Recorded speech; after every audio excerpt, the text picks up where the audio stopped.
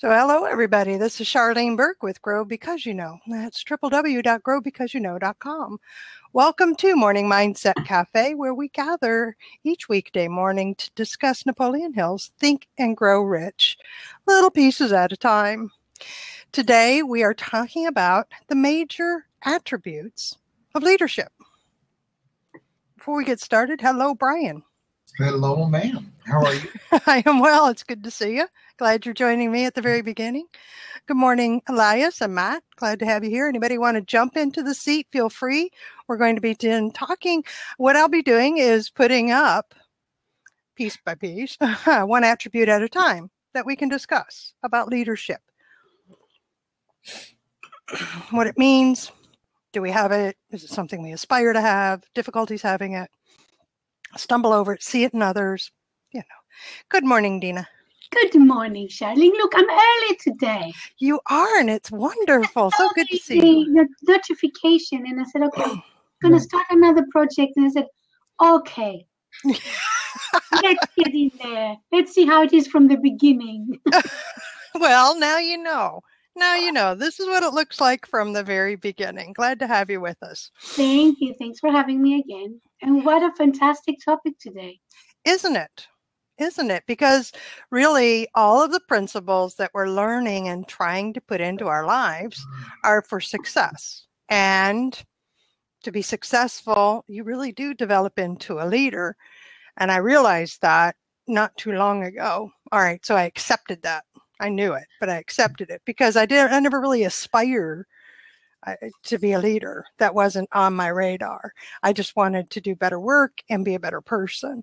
And the result of that is that the inner leader is coming out.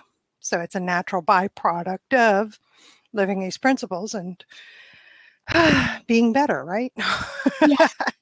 Yes. Yes. I'm a word picky person. Can I say you've always had it inside? Mm-hmm. So the outer leader is coming out.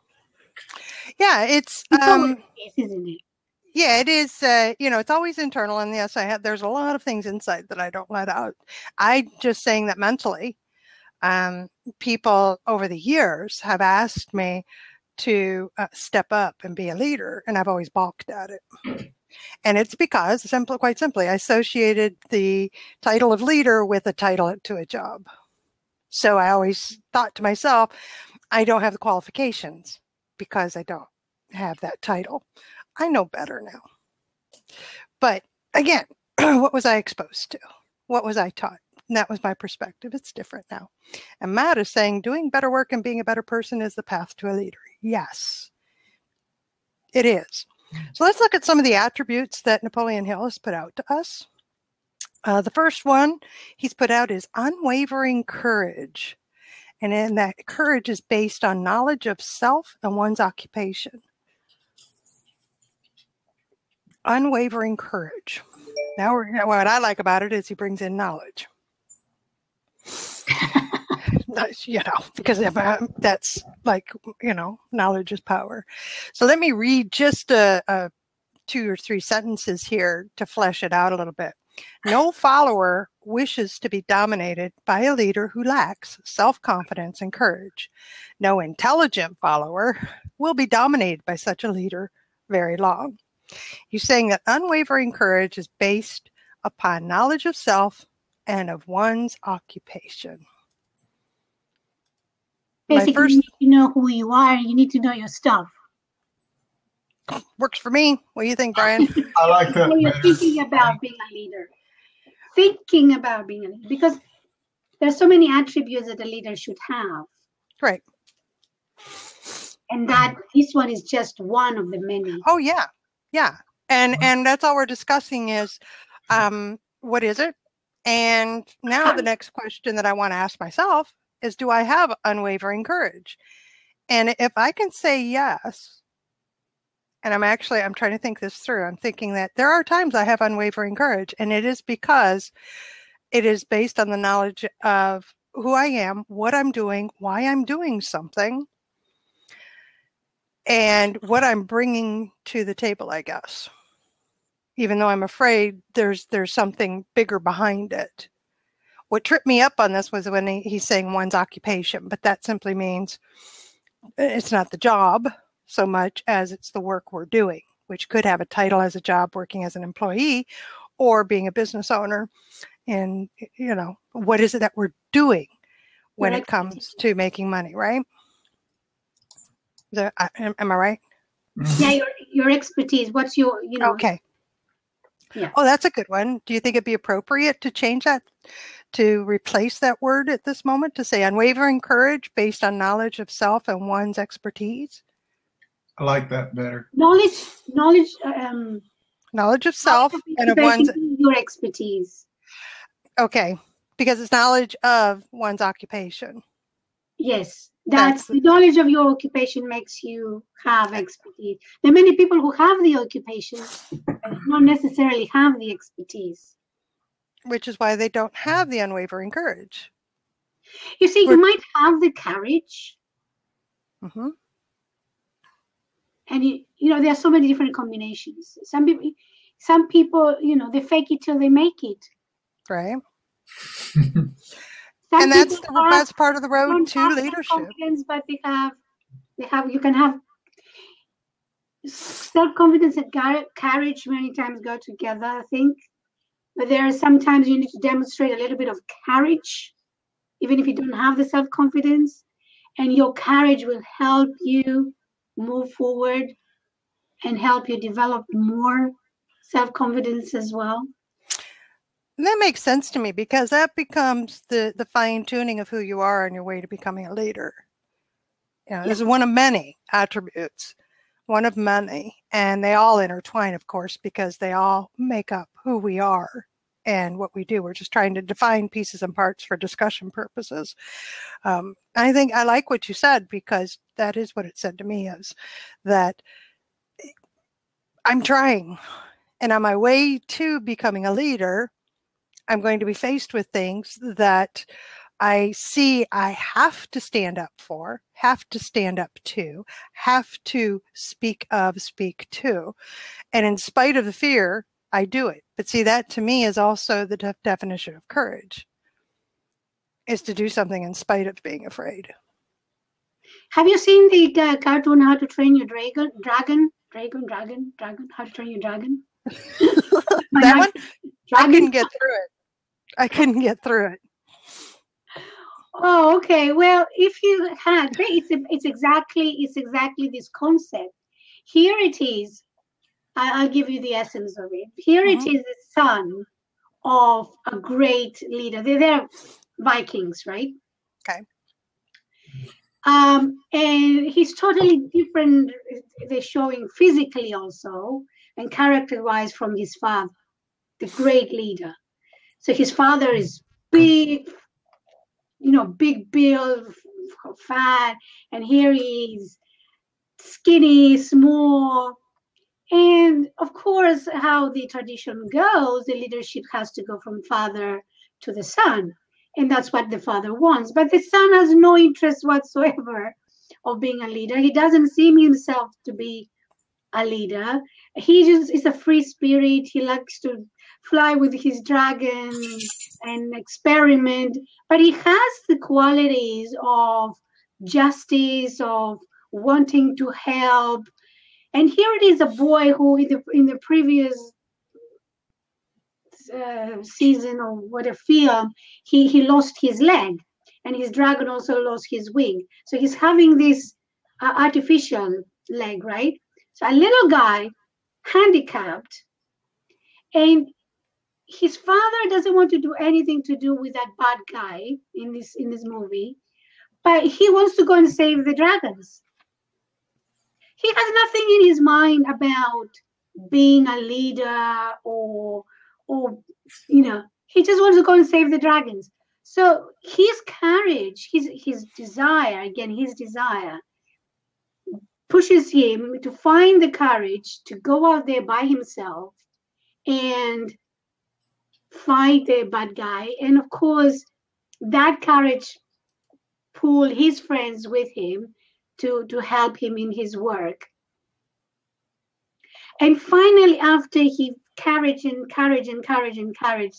you see all the the activity taking place there. At the end, he finally saw in himself and accepted the role of a leader because he gained a little bit understanding of, of what leader is. And it's not always a leader, it's not always what we perceive Exactly. a leader to be.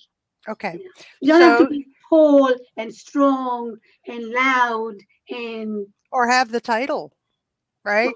Just because you have the title of king doesn't mean that you're actually a leader. A lot of times leadership comes out of your wounds. Yep. And it does. But leadership can be aspired. This is what I believe. It can be aspired to. And if you have the attributes, being the leader is the result of having the attributes. But it has to involve the self-development and the doing, even if it's not conscious. I am not trying to be a leader. The kid in How to Train Your Dragon wasn't trying to be a leader, but by his actions and by his firm value system, he became one because people wanted to follow. Right? He became an example. Okay. And he proved his ability to lead. Well, that helps. And I think we're going to come to that in one of the attributes here. To be a leader, others have to see you as a leader. Right. There's no point of me saying I'm a leader. Oh, yeah. I like being a leader. Nobody can see me as a leader for whatever reason. Yeah, I equate honestly, I equate that as saying, that sense of humility. The minute you say you're humble, you're not. I could sit in here and just, I'm one of the most humble people you'll ever meet. Yeah. So it's similar, right? It's similar. Follow me. I'm the leader. Sit here. I'm just tell you. You don't have to see me do anything. You can just watch me. And Matt's going to finish his thought. Okay. So now we have another attribute, self-control.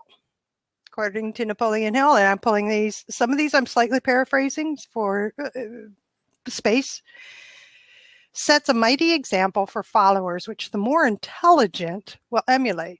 I find that interesting. He says it that way. He says that the man who cannot control himself can never control others. So self-control is an attribute of leadership. Does that fall into, I'm going to go into the level of discipline? Is it self-control in communications when in public and in private? Definitely. Does it evoke, to me, when I see somebody who has self-control and is disciplined, I have a respect for them. I have a respect. Pardon me? I say here's something too. If you're demonstrating the self-control and the organization and all the things that are required in leadership, having people follow you is not going to be a problem. Because you will be leading. They will be following in line behind. It's not a matter of control. It's a matter of it becomes a matter of influence. I agree with influence. Okay. I don't like that word control because Okay. that lends to manipulation and all different kinds of stuff. So, yeah, we're talking about self-control here. Mm-hmm. It's like being disciplined within. And what's the best? I think the foundation of self-control that everything else follows is having self-control on one's emotions.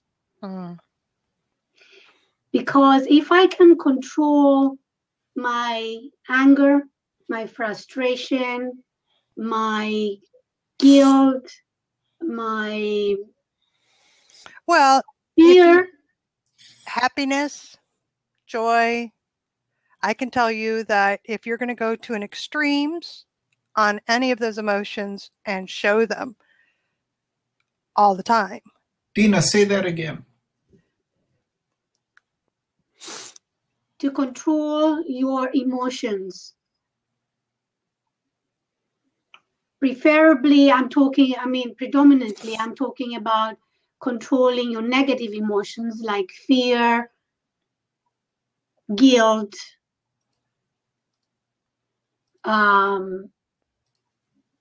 what were the other ones I said? I forgot now. Anger, resentment, all these negative things, because if you don't control your emotions, it will show on your face, it will show in your eyes, it will show in your actions, and it will come out from your mouth, which is communication is all about. You just cleared up a whole mess. Thank you. Oh, thank you. Right. I'm glad I contributed to something. Oh, you always do, Dina. That's why I'm so glad you're joining us this morning.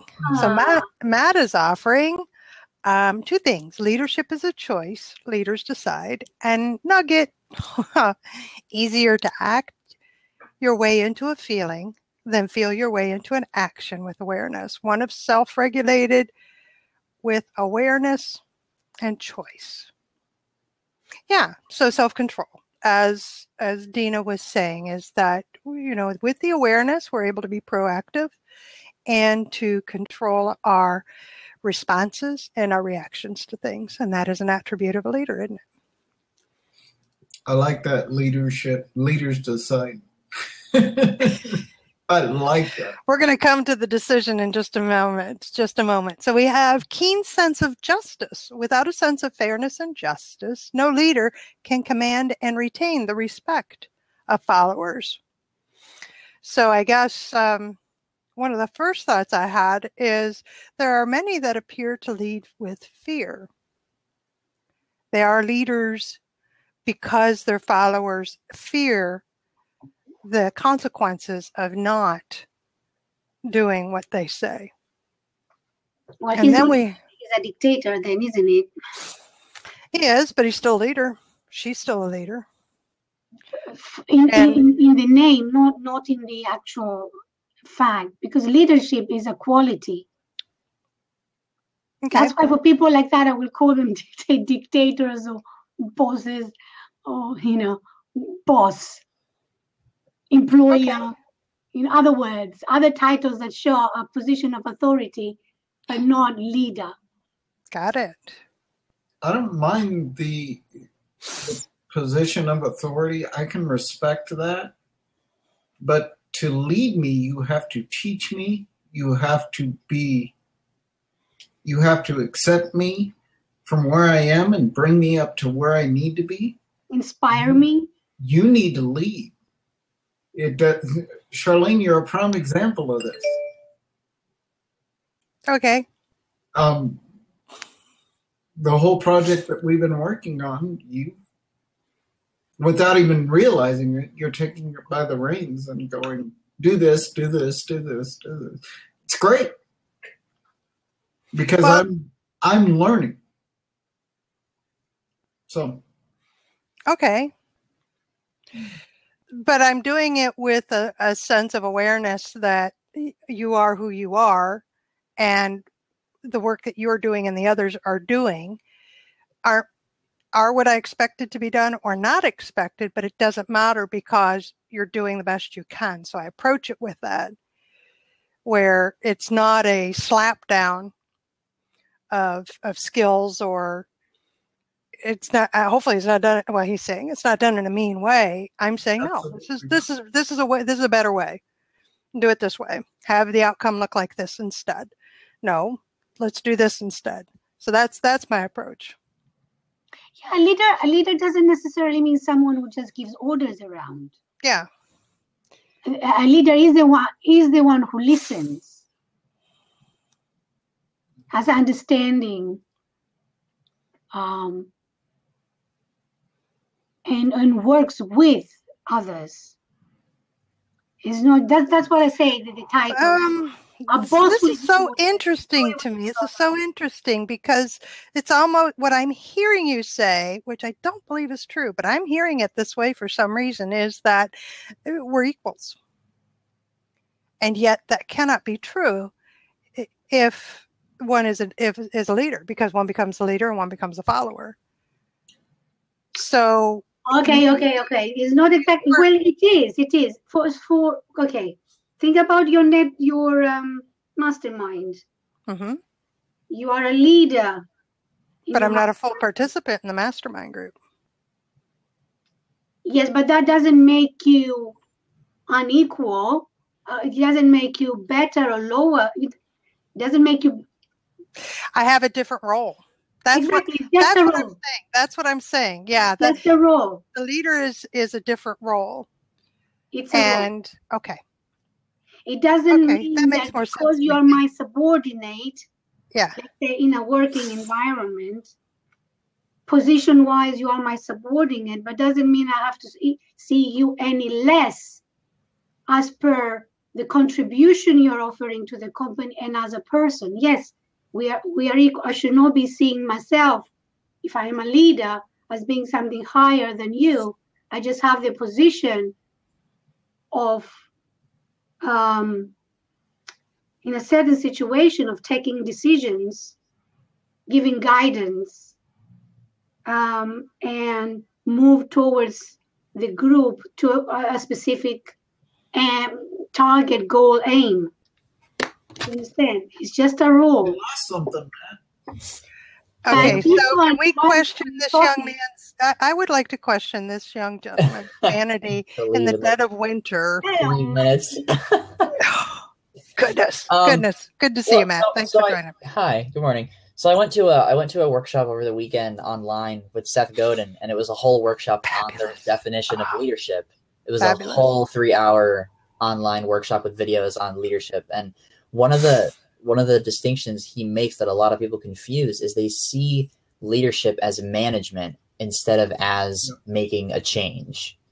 Like, if it's leadership is seen as management, then it's always the boss's fault. It's always the rules' fault of the organization. If you see leadership as making a change, then you're invested in the culture you create. And that's a leadership everybody can take responsibility for, because everyone together creates the culture of the entire organization. If you get the culture right, then the rules and stuff come out. And I was like, whoa, like that's such a different way to look at it. Because nice big light bulb moment. There's an authority and then there's responsibility, and you don't have to have authority to take responsibility for creating culture and values and instilling those values based off those actions. Like, to stand up to a bully, you can stand up to a bully and not be a teacher. Mm-hmm. But he was interesting. He said that leadership in work is personal, and it's not personal. It's personal because you care about it, but it's not personal because when you fail at something you're creating, it sometimes is the method you're using or the idea, or you're not connecting the idea right. And so it's being attached to the outcome is the difference. Yeah, you're not attached to the outcome. Exactly. Personal because you care about what you're doing in the journey to getting there, but you're not attached to the outcome, and therefore able to see that it's not a failure because I learned something in the journey. Exactly. And you're not a failure personally. Like you're not a failure. It doesn't affect your worth. You're just ideas and your method didn't work. To me, love that. To me, a leader is always going to incorporate the talent of the people that he's working with. It's not going to be like, as Dina put it, a dictatorial thing where they're demanding something like a boss does. Mm-hmm. Yeah. Take the talents and abilities of me being someone that he's in, quote unquote, in charge of, to utilize those to bring the greater good. Mm-hmm.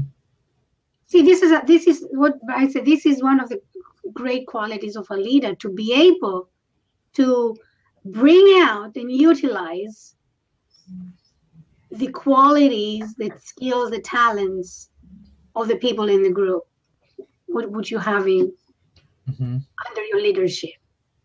This is a big quality of a leader, to be able to see, bring out, utilize the best of your people. Oh, those are the ones I admire the most, because I'm not so great at that. Pulling together when it comes to a team to get things done is a big challenge for me. What I can do, which I find very interesting, is when I pull together and I decide who's going to be in what mastermind group. I can do that.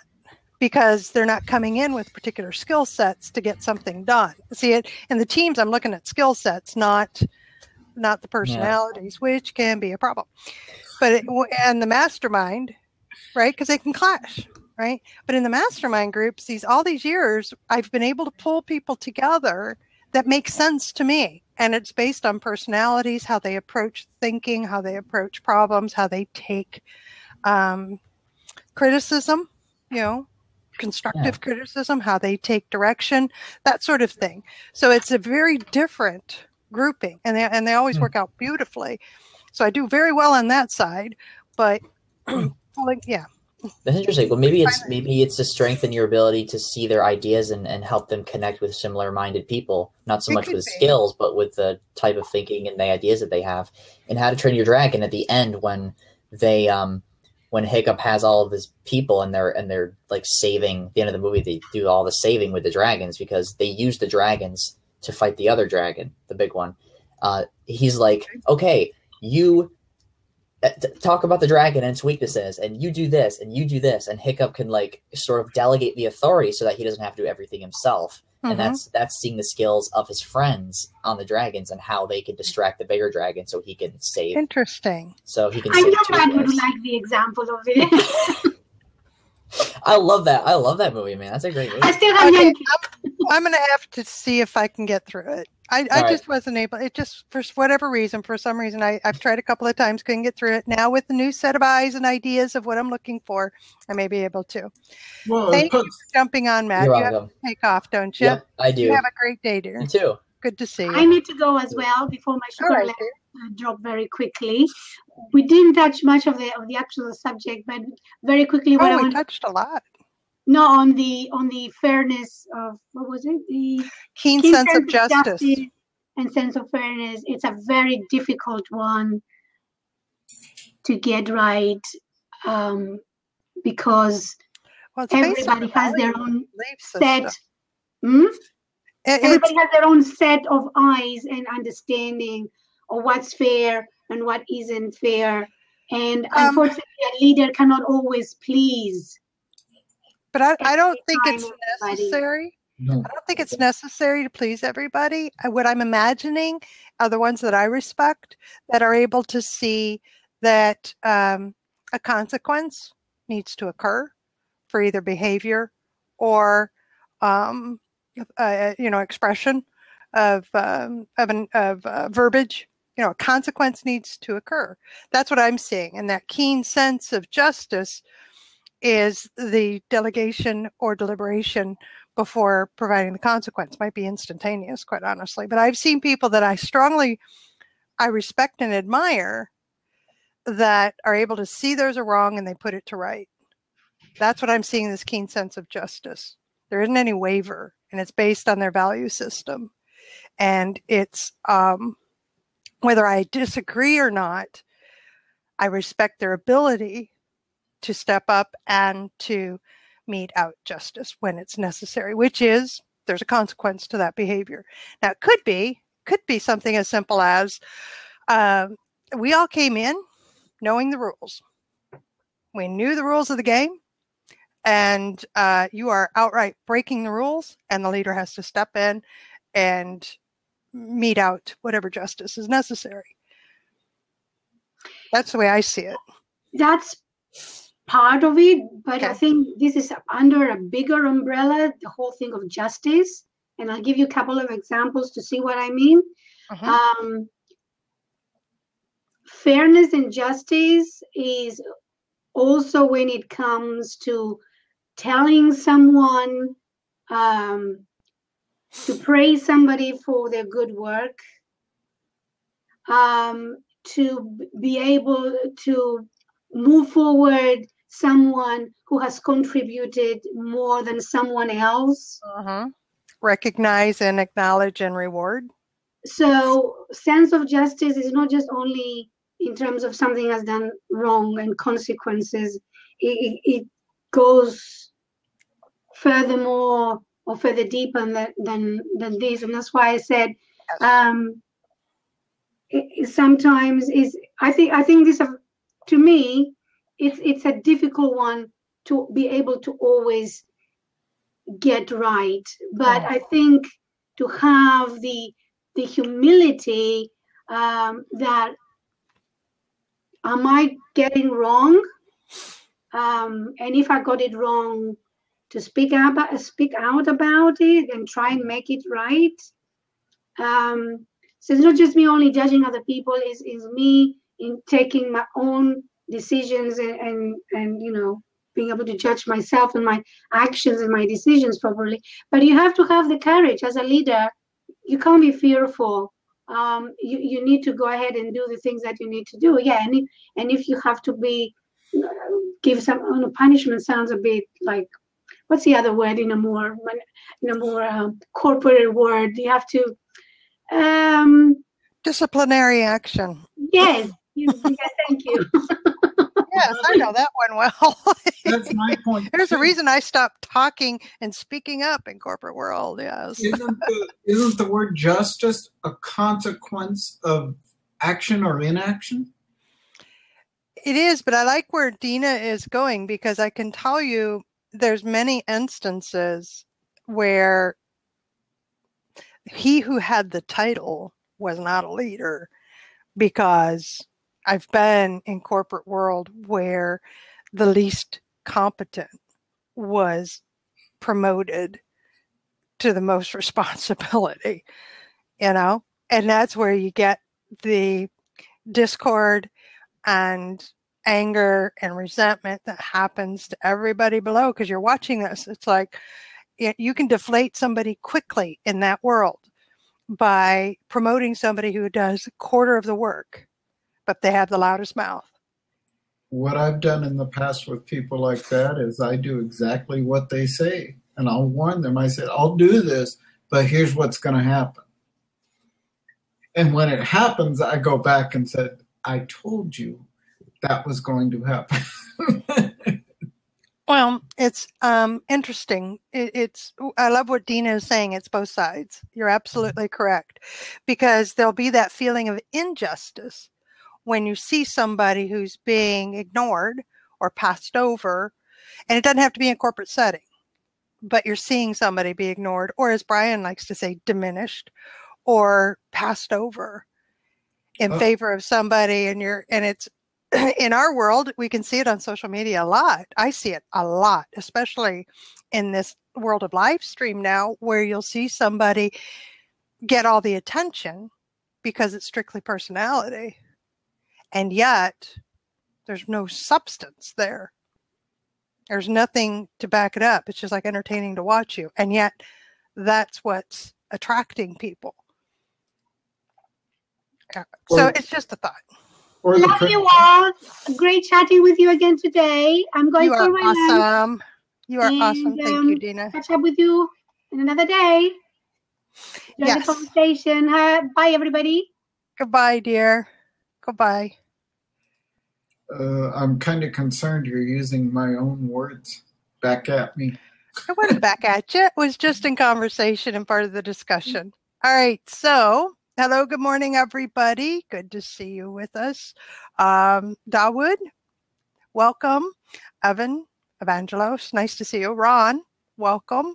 Cindy, cyber hug to you, my friend. Ralph, I just want to welcome those that we've been talking. I saw you come in. I want to make sure you know I saw you come in. Those who know what we're talking about, I invite you to join us in the seat. We're talking about the attributes, major attributes of leadership as defined by Napoleon Hill. And good discussion so far. I'm learning. And there was a comment above by Ken that caught my eye and moved on quickly. Picking up on something Matt was talking about, the element of choice in leadership seems key. Choice. Choosing yourself as a leader and being chosen as a leader, you need both to occur for successful leadership. Would this thought be in line with that, Ken? Stepping into the role of leader, accepting being called a leader, even though you've exhibited the attributes. So then the choice is, as people are calling you, because that's what's happening to me, as people are calling me a leader, I'm rather than fight it, I'm just stepping into it and saying, okay, Is that what you're talking about? Ah, okay. And yes, for those who can't read the comments, yes, if you're not comfortable with leadership, you won't succeed. I can go with that because it's taken me a while to get comfortable. It has, and I'm seeing the difference now. Thank you for the clarification. Appreciate that. I kind of disagree. Sometimes you're put in a leadership position unbeknownst. Well, you have the reluctant leader, right? Yeah, I mean, and I think, who was it that was sold as a brother in the Bible? Was a guy that was sold into slavery, and he became basically the big cheese, distributing all the food and everything. I can't think of the name. Joseph, yes, thank you. He didn't want to be a leader. He wanted to go home. But because of who he was, people followed. Yeah. Because of who he was, he stepped in and stepped up. Am I right? Yeah. Because of who he was, there was a gap. So he stepped in to fill it without the thought that, well, we obviously need a leader here, so I'm going to choose to be the leader. But instead, he rose. You either rise and step up to true leadership or you don't. And that's what it is. That's why I was asking Ken if my thinking was in line with what he was saying about the choice. I have backed away from and felt very uncomfortable when people have called me a leader because of the way I associated the word with a title, with an authority, with a level of that it's not true. That's what it boils down to when we're talking about this. But I had to learn about it and work with others. And I'm part of a mastermind group. I'm a member of leaders. And they have been helping me to see where I need some work and that I actually can step into the role, that I have enough to be able to walk in, So I'm still not, though, aspiring to be a leader. That's not my goal. My goal is to get things done and to grow and to be better. And along the way, there are people along the way I want to help. So going back to the Joseph thing too, when you have the dream, doesn't that put you in a sense in a leadership position, that it's your dream that you're trying to fulfill? Yeah, but then we can get into the, are you a leader if you don't have any followers? Say, I don't think so. So one thing that would trip me up is if I go after my dream, what if nobody follows me? All right, so this is before I even started going after my chief aim and my definite purpose, right? But what if nobody follows me, right? So doing it anyway and having the people around me that encourage me to do it anyway. Brian, having the people around you to say, do it anyway, and everybody in the room, do it anyway. And you're not going to know until you do it. So stepping past the fear. Yeah. Oh, not that I'm aware of, Evangelos. That's a good point. As far as I know, Napoleon Hill did not die broke. He was a very wealthy man. Maven said prophets start without followers. Well, Ken, yeah, you're right. That's Ken. Ken, okay. I see Maven. Right. All right. So the next attribute is definiteness of decision. The one who wavers in decision shows uncertainty in themselves. I have to admit, I really like when a leader steps up and just makes the decision and we go. The one who hesitates and just hems and haws and, well, I'm not sure. When I can see that there's plenty of information to base your decision on. And you're still I see this with clients when I do research projects.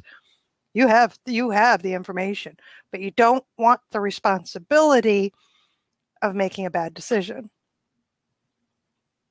That's what I'm seeing in this attribute that's defined here. the ones that I love working with are the ones that see, even if they see different than what I did when I brought the information to them, they go in a different direction than what I recommend. That's fine. I recommend this based on this. Well, they have more information based on company stuff I didn't have access to, and they can say, and they have said this, that's all right. Now we're going to go this direction. I said, okay. You made a decision and they're moving forward. Obviously, it's based on stuff that I don't have access to, you know. So what do you think? Definiteness of decision. What do you think, Brian? I had to mute because of the dog. I think that once you've made that decision, taking all the information in first, making sure that you have as much information as possible and not limiting the information, and then making a decision based upon that, I'll say education, is going to increase the decision-making process, I think. Yes. Education and knowledge. Making sure that you're not, because the people there that are on your quote-unquote team, or as Ray puts it, in your car, they're there for your good. If you're not listening to them, what kind of a leader are you?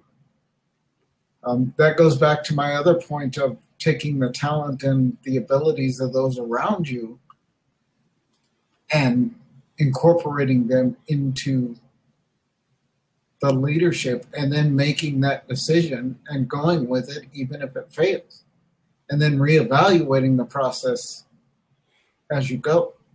It's not. So you're more likely to respect and follow somebody who can be definite in their decision making. Absolutely. That we're going to go this direction, and we adjust along the way. Yeah. To me, I'm the same way. It's better than, well, I'm not sure which direction we should go. Maybe we should try. What about if we, I'm not sure. What do you think? And that's constant. And they don't make the definite decision. I'm talking about the wavering, right? So Ron, yes. Listening to the people around you is very different than wavering on making the decision. So I'm surrounded by people that I trust and I value, and I'm asking them, tell me what you think.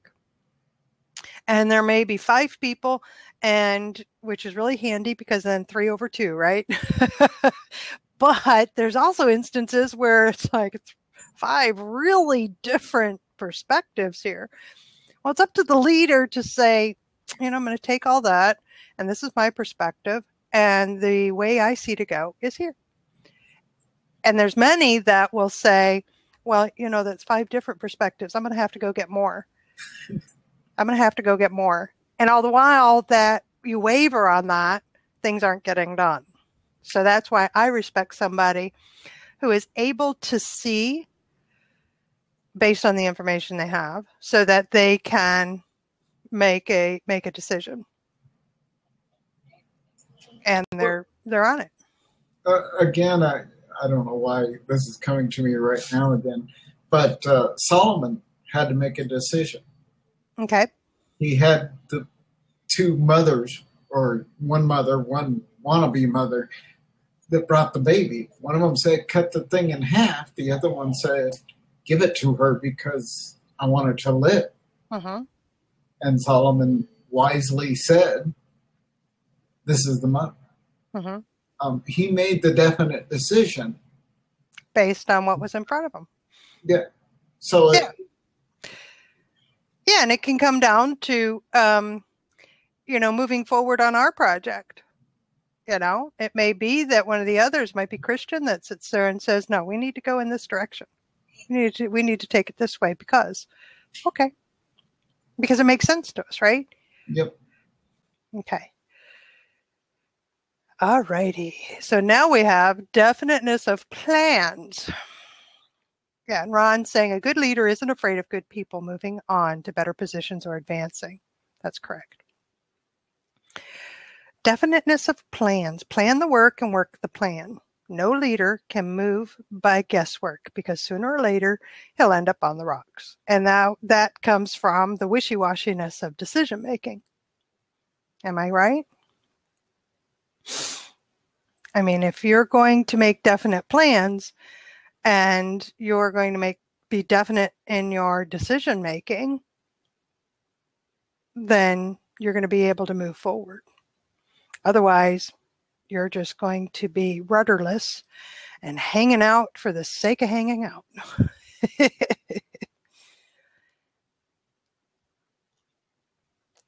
Let's see here. You want to add anything to that? Says it all. Okay. Let me type in this last one that I think we have room for. I think the definiteness, of plans is based on that previous slide of decision. You've made the plan, now you run with it.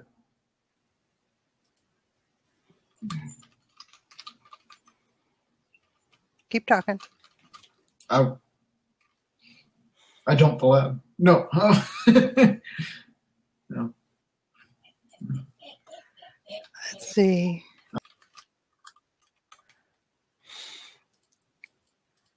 I have to go back and forth to type this. It's not fun here.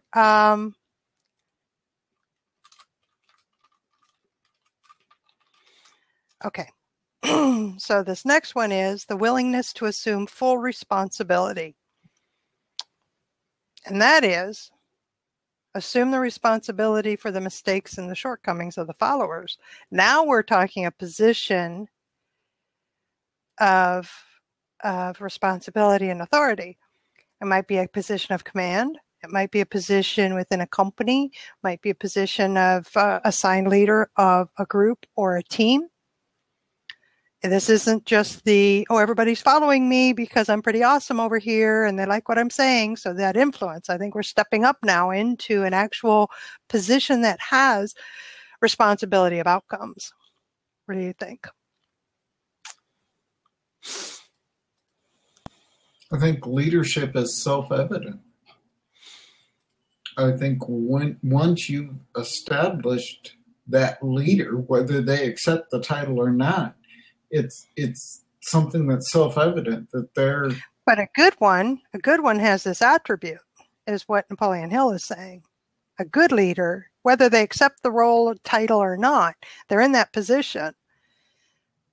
Just immediately, by assuming full responsibility, put me to mind of somebody who's in command in a military situation, that when I project manage for my clients, be it a website project or content or, an SEO project or whatever, I'm the one that steps up. I don't sit there and say, well, my developers just really went off the rails and this, that, or the other. My graphic designer decided to go flake out, or, the SEO, she just, my pay-per-click, she went a little nuts on me. I don't do that when I'm working with a client. That's what I'm seeing on assume full responsibility. I'm telling my client, this didn't work or this isn't getting done at the moment because it's usually because of production schedule or productivity issue, technical issue. We've got it covered. This is when it will be done, and this is what it looks like. Never call out a team member or, put the blame on somebody else. I would say never call them out publicly. Yeah. Oh no, we call them out, but no. Oh yeah, we have the conversation. Yeah. And I'll fire you. I had one that was close to, I gave her as much as I could, and I said, I've had enough. Well, of course, she is begging now. She's begging for work from me. It ain't going to happen. You didn't you didn't do what you said you were going to do. Because, again, I have to face the client. In your name, whoever the team member is, I'm the one that stands in front of the client to say whether or not something happened. And when the client's angry, it's at me. It's not at the person on the team. So if I fire you and replace you, there's a reason for it. And if you put me in a position that it's close to my having to do that, I've been in business long enough that I start seeing it happen before I have to speak to the client. I see it happening. You're out. Here's the thing that with me on this whole leadership thing is that a true leader, if you're actually leading the people following, if they let you down, they're going to feel hurt. They're going to feel disappointment in themselves. Uh-huh. Not in every case. Well, that might happen, and that may have happened with her. But again, in that case and in this context, because I'm taking full responsibility for your actions, you don't act the way you need to, I'm going to get somebody who will. But that's a good leader too. Right. That's what I'm talking about. Now, as a follower, I've been there where I have felt the guilt because I knew I did something wrong, the angst of what I just put my leader through, the person that I was working with or working for or collaborating with. They're taking the lead. I'm on a project now where she's taking the lead. And if I fall short, you're correct. It's my own personal level of integrity that becomes questioned. Well, what the heck happened here? I fell short. Not good. But it's also that even if I did the best I could, she didn't get the best she needed.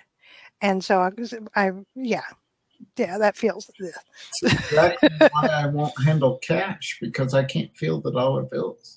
Yeah. And I was doing retail cash drawers and stuff, and they came up short. Well, it turns out that I wasn't as far off because somebody was taken from the till and they were discovered. But it still is a concern. But it is a concern, and I won't compromise integrity for anything. So. No, Ken came up with a good question here that we can end on if you want. What place does loyalty play in leadership? What place does loyalty play in leadership? Is this from the leader's perspective or the follower's perspective? Ken? Either. I think a leader will always stay true to his followers, and then deal with them in private. If there really is an issue, I could use the example of the Voc Rehab, where in that office, it was a very public thing. Uh-huh. And that's where I'm going, wait a minute, what are you thinking? Yeah, it's a government office. And then me as the follower, I don't want anything to do with this person anymore because I just lose respect. So I think loyalty works itself out. Does that fit? Does that work? I'm thinking that loyalty is an attribute as a result of good leadership on both sides. I agree, because I'll follow somebody who's really, truly leading till I die. And what you were saying, Brian, about the leader being loyal to the followers, a good leader would see that the followers are placing responsibility on those shoulders. They're placing some responsibility on my shoulders to act a particular way, to continue forward, to propel me forward towards the vision that I have, to see the value that they have in my getting where I want to go. So I'm going to be loyal to them in terms of continuing to be consistent, to not waver from the vision that they've attached themselves to through me. And And I think, again, that on the follower side, I can forgive some things out of a leader. And then there's some things I can't. We start exhibiting improper behavior or something that's different from the vision I attached myself to through you. Yep. And it's like, no, not good. I'm not doing it. So I guess loyalty plays a big role. That's where the influence comes in. And I think it's an attribute for both. How's that, Ken? Good job. How'd we do?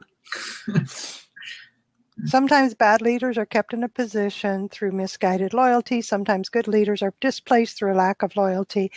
Yes, again, let us, you have been with me from the beginning and you're really crappy at your job, but I'm going to promote you anyway. And so that you can manage and lead others who are doing the job much better than you are, but you don't really know how to do the job. But that's okay, because I think you're pretty awesome because you've stuck with me from the beginning, right? Yep, I get that. I'm going to hop out. She's not going to let me do this anymore. Okay, Brian, thanks for joining me. No problem. Good to have you here. Okay, Ken, I'm glad we were able to answer the question. It is at the top of the hour, so I'm going to close the recording portion. And of course, the room will stay open for at least another 30 minutes, if not a little more, if we can get people inside the seats and want to discuss the attributes of leadership, what it is to be a leader, and what have you. Oh, I want to thank those who've joined me in the live stream, Brian, Matt, and Dina. Those who have contributed from the comment section, Ken and Evangelos and others, and Ralph and Craig, contributing good things there in the comment section. Appreciate that. Those watching the recording, thank you for being with us this long. This is Charlene Burke with Grow Because You Know. That's www.growbecauseyouknow.com. Let's move forward with the day on purpose, with purpose, to grow our hearts, grow our minds, and grow our businesses. Until next time, have a great day.